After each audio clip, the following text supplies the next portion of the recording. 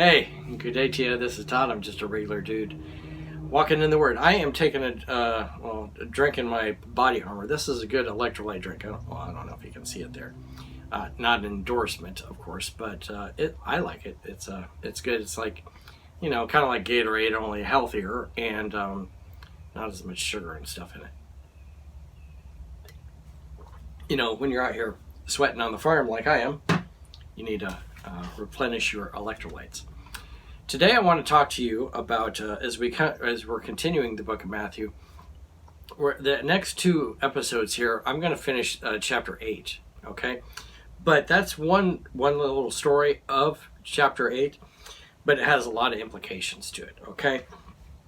And this is how Jesus, what I would call Jesus versus the demon-possessed, all right?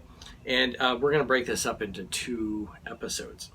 So let me read it. It's taken from Matthew 8:28 through 34. Okay? It says this: When he arrived at the other side of the region of the Gennesaret, two demon-possessed men coming from the tombs met him. They were so violent that no one could pass that way. Let me stop you there. Yeah, I talked about this already in the book of Mark, because Mark and Matthew have the same story. It looks like exactly the same story. It is the same event. It wasn't two different events, I believe. You see here pointed out, it's two men, okay? In the book of Mark, it's one man. In the Mark, I believe it is one. Mark is focusing on the one dominant man that was demon-possessed. And Matthew here is talking about both men that were running around the tombs, okay?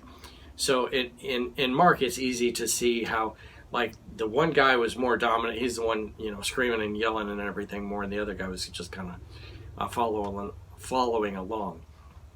Matthew brings out it's two of these guys, and Mark points out, he's talking about the dominant one there, okay? So if you want further study on that, go back to our episodes on Mark, and then you can look and see that. All right, so let's continue on here.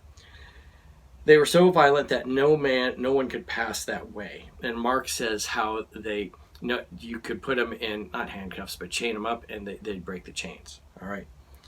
What you want with us, Son of God? They shouted. Have you come here to torture us before the appointed time? Some distance away from them, a large herd of pigs was feeding. The demons begged Jesus, if you drive us out, send us into the herd of pigs. He said to them, go. So they came out and went into the pigs. The whole herd rushed down into the steep bank into the lake and died in the water. Those tending the pigs ran off and went into the town and reported all this, including what had happened to the demon-possessed man. Then the whole town went out to meet Jesus, and when they saw him, they pleaded with him to leave their region. Again, let me say again, this is the same story that was taking place in the book of Mark. Mark usually has a more condensed version of the different stories that happen in Matthew. However, at this story, Mark actually has more details of the story. So I'd encourage you, again, go look at our study in the book of Mark on the same thing. Several things I want to bring out today. Actually, 3 points, okay, regarding the demon-possessed here. Tomorrow I'm going to focus on the people asking Jesus to leave. But the 3 things is this. First of all, the question of being demon-possessed. Can a Christian be demon-possessed? And the answer is no, a Christian cannot be demon-possessed. If a Christian person is filled with the Holy Spirit is dwelling inside you. You can't have a demon in there. The demon and the Holy Spirit cannot be in the same place. Okay, you cannot be dwelling in the same house. Okay, so hopefully that answers that. The other thing is, only God has the power over demons. Okay, I can try all my best to get demons to leave a person. I can't do it. It's only the power of God that does that, okay? And we saw, as we're going through these miracles in this chapter, in chapter 8 of Matthew, you're seeing all the miracles Jesus does that only he can do. And the way Jesus does it, Jesus' style of doing things, how he touches the leper, how he heals a woman, okay? And we just talked about the last episode, how he calms the storm, which no one could do. Okay, now we're talking about demon possession, which again, no one can do. So Jesus casts out the demons here. All right, and then so that's the second thing, is only God has the power over demons. The third thing is this: don't mess with the demons. All right, it's a real simple fact. Don't mess with the demons. Don't goof around with it, play around with it. Anything that has to do with demons, stay away from it.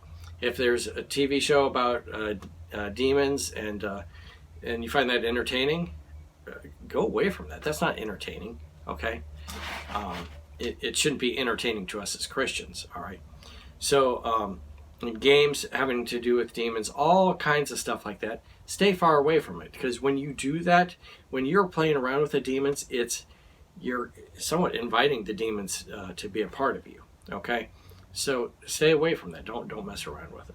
All right, so those three things that I talked about today: demon possession. Christian cannot be demon possessed.